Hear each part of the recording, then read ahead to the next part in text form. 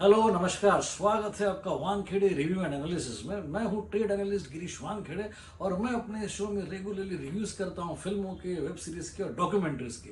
आज जिस फिल्म का मैं रिव्यू कर रहा हूं उसका नाम है रोज आइलैंड और ये एक Italian biographical drama feature film है और ये सबटाइटल्स के साथ स्ट्रीम हो रही नेटफ्लिक्स पर 9 दिसंबर 2020 से। एक बड़ा ही पुराना शेर मुझे याद आ रहा है, कौन कहता है आसमान में सुराग नहीं हो सकता।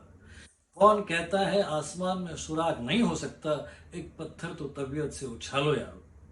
ड्रीमर्स कैन मूव माउंटेन्स, यानी आपके दिल में इच्छा शक्ति प्रबल हो और आपकी जिद पूरी हो तो कोई भी काम दुनिया में असंभव नहीं है। कुछ ऐसे लोग होते हैं जो अपनी जिंदगी में बहुत बड़े सपने देखते हैं जिनके ऊपर दुनिया पहले हंसती है, फिर उनकी खिल्ली उड़ाती है, लेकिन जब यही लोग उन बड़े सपनों को साकार करते हैं तो फिर यही निंदा करने वाले लोग उनकी तारीफों के पुल बांधने लग जाते हैं। ऐसे कई उदाहरण हमने वास्तविक जिंदगी में भी देखे हैं और ऐसे कई लोग हैं जिनकी जिंदगियों पर बड़ी खूबसूरत फिल्में बनी है।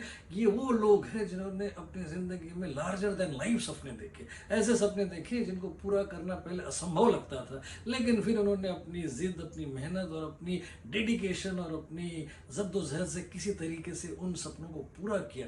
ऐसी कई फिल्में बनी है। इनमें सबसे प्रोमिनेंट फिल्म मुझे याद आती है 2001 में American Nobel laureate John Nash की लाइफ पर बनी थी, अ ब्यूटीफुल माइंड। और उस फिल्म को उस वक्त लोगों ने सराहा भी था और वो उस साल 4 ऑस्कर अवार्ड कैटेगरी में नॉमिनेटेड थी। और फिर आई थी 2004 में मार्टिन स्कॉर्सेज़ी की एविएटर, जो कि अमेरिकन बिजनेसमैन हॉवर्ड ह्यूजेस की लाइफ को एक्सप्लोर करती थी। उसके बाद 2014 में आई थी एलन ट्यूरिंग की लाइफ पे बनी हुई द इमिटेशन गेम, जिसमें एक ऐसे ब्रिटिश क्रिप्टो एनालिस्ट की कहानी थी जिसने सेकेंड वर्ल्ड वॉर के दौरान जर्मन इंटेलिजेंस कोड्स को ब्रिटिश इंटेलिजेंस के लिए डिकोड किया था। उसी साल आई थी थियरी ऑफ एवरीथिंग, जो कि फिजिसिस्ट स्टीफन हॉकिंग की लाइफ को एक्सप्लोर करती थी और ये फिल्म उस साल 5 ऑस्कर्स कैटेगरी में नॉमिनेटेड थी और उसने बेस्ट एक्टर का ऑस्कर जीता भी था। फिर 2010 की डेविड फिंचर की द सोशल नेटवर्क को हम कैसे भूल सकते हैं, जिसमें फेसबुक के जन्मदाता मार्क जुगरबर्ग के स्ट्रगल की कहानी थी। और उसके बाद 2013 में आई थी स्टीव जॉब्स की लाइफ पर बनी जॉब्स, जिसमें उनके आईपैड और आईफोन के इन्वेंशन की कहानियां थी। इन सारी कहानियों के नायक हमेशा ही प्रवाह के विरुद्ध चलते रहे। उन्होंने बड़े सपने देखे और वो अपने सपनों को साकार करने के लिए अग्रसर थे। वो चाहते थे कि सिस्टम में उनका साथ दे, लेकिन सिस्टम ने उनका साथ कभी नहीं दिया। सिस्टम ने हमेशा उनको डिस्करेज किया, उनके ऊपर आरोप लगाए। कई बार सिस्टम ने बलपूर्वक उनके ऊपर कार्रवाई की और उन्हें कई बार अनार्किस्ट या अराजकता फैलाने वाला घोषित किया, लेकिन उसके बावजूद भी ये महारथी अपने सपनों की तरफ बढ़ते ही रहे। ऐसा ही एक महारथी था, इटली में एक इंजीनियर था जो, और उसने अपना एक इंडिपेंडेंट देश बनाया था। उस आदमी की कहानी है रोज आइलैंड। ये जो इंजीनियर था इसने इटालियन टेरिटोरियल वाटर के थोड़ा सा आगे जाकर इंटरनेशनल वाटर्स पर एक इंडिपेंडेंट आइलैंड बना लिया था और उसे नाम दिया था रिपब्लिक ऑफ रोज आइलैंड। और उसके बाद वो कोशिश कर रहा था कि किसी तरीके से यूएन, यूनाइटेड नेशंस और यूरोपियन यूनियन उसको एक देश करार कर दे। उसके लिए वो काफ़ी कोशिशें कर रहा था। उसने ऑलरेडी करेंसी और साथ ही साथ पासपोर्ट बनाने की भी कोशिशें कर ली थी। जॉर्जियो रोजा होता है लेट 60s में इटाली में एक इंजीनियर जो अपने इंजीनियरिंग कॉलेज के दौरान एक खुद की कार बना लेता है और एक दिन अपनी गर्लफ्रेंड के साथ उसमें जा रहा होता है तो उस पुलिस उसे पकड़ लेती है। अब उसके पास ना खुद का ड्राइविंग लाइसेंस है और ना ही नंबर प्लेट है। पुलिस उसको अपमानित कर देती है। अब वो अपमान का घूंट पी के रह जाता है। उसके कुछ वक्त के बाद उसकी गर्लफ्रेंड भी उसे छोड़ देती है। अब इन दोनों हादसों से वो ये सोचने लगता है कि एक ऐसी जगह हो जहाँ पर सिस्टम का कोई रेस्ट्रिक्शन ना हो, जहाँ पुलिस कानून कुछ भी ना हो और वो फ्री वहाँ पर विचरण कर सके, रह सके, जहाँ पर किसी भी तरीके से कोई भी रूल्स या रेगुलेशंस का दबाव ना आए।